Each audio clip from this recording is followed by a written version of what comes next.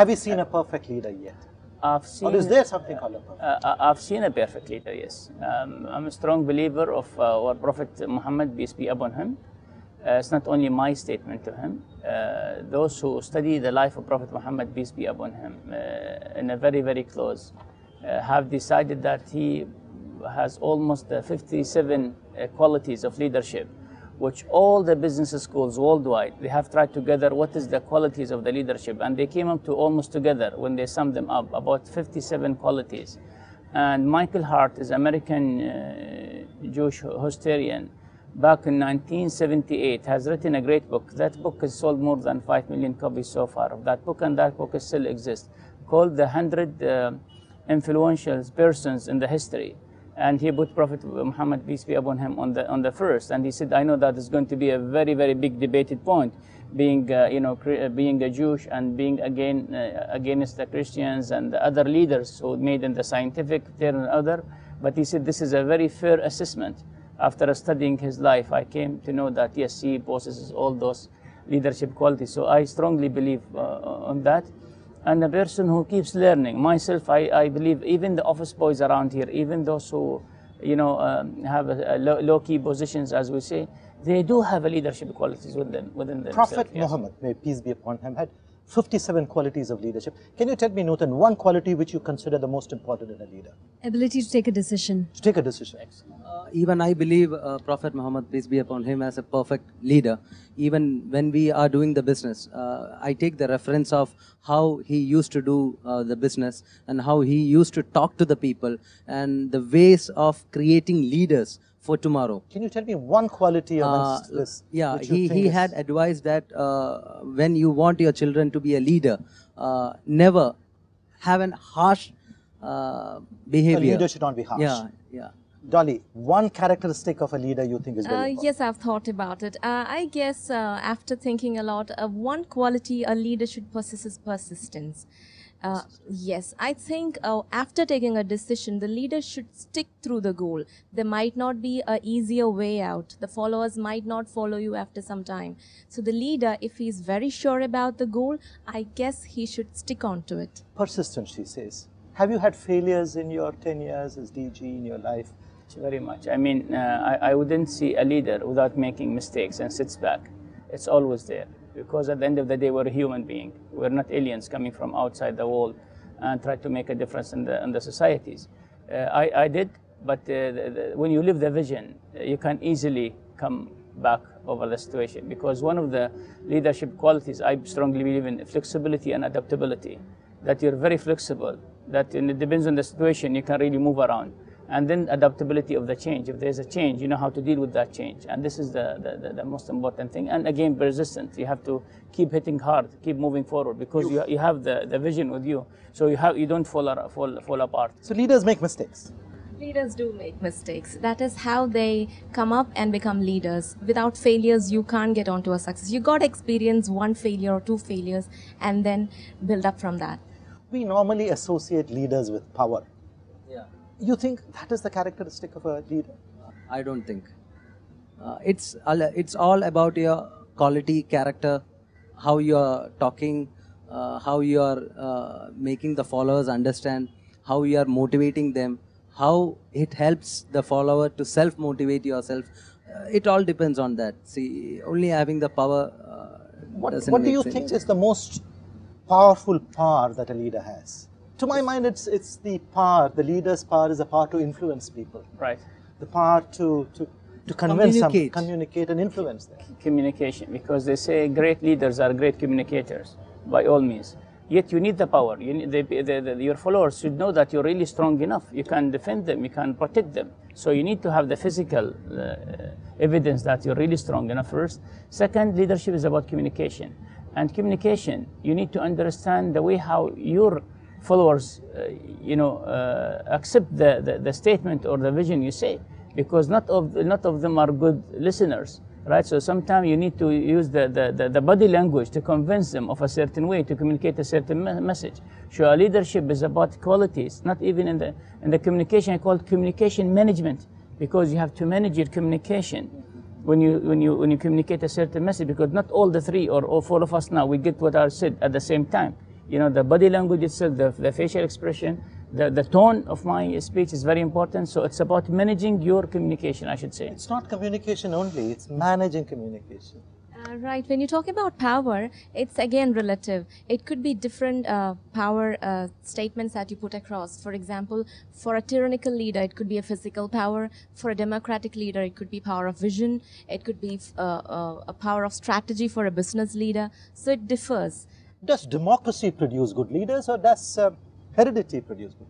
Does democracy produce rabble-rousers who fool you for some time and then move on? Do you think democracy is a breeding ground for producing good leaders or not? See, we have the good leaders as politicians. We have the worst leaders also. So, see, if you are a fake leader, today or tomorrow, people will come to know. So, if you are a good leader, even if you have left the world, like doctor said, the grave speaks. Grave speaks. On the other hand- Democracy is a minority representation of a majority sentiment. A leader need not follow the majority sentiment. He must be able to see far beyond it. So democracy, I do not think, is the best place for leadership skills. It is for managing expectations. There is no particular best place for breeding a leader. Definitely democratic leaders we do have. However, I kind of feel that the people who chooses and votes this leader as a democratic leader, they also play a part of being leaders by themselves. So everybody have that quality, that innate quality in them to come up and being a leader.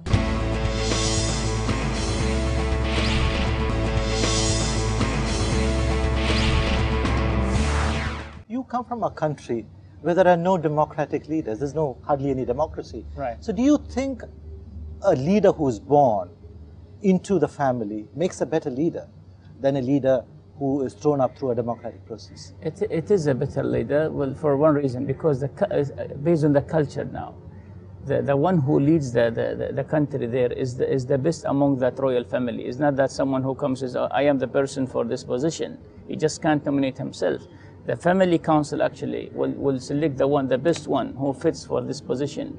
And it's been here for the last more than 500 years now. So this is something, a working model. It's not that something that, you know, we feel bad about it so far. But again, that is bad. About it. We're very good about it. Because what about the Arab Spring? The Arab Spring was an effort at democracy, but it seems to have failed throwing up good leaders. Again, right from the beginning, because everything starts with a vision. What was the vision for? Is that about, you know, creating a change or creating a difference, or just moving those who were in a leadership position and they were failing to lead their country? Look at Tunisia, look at Egypt. They were considered as the democratic countries earlier because they go through election process, right? So the leaders who were moved, actually they were selected by the people.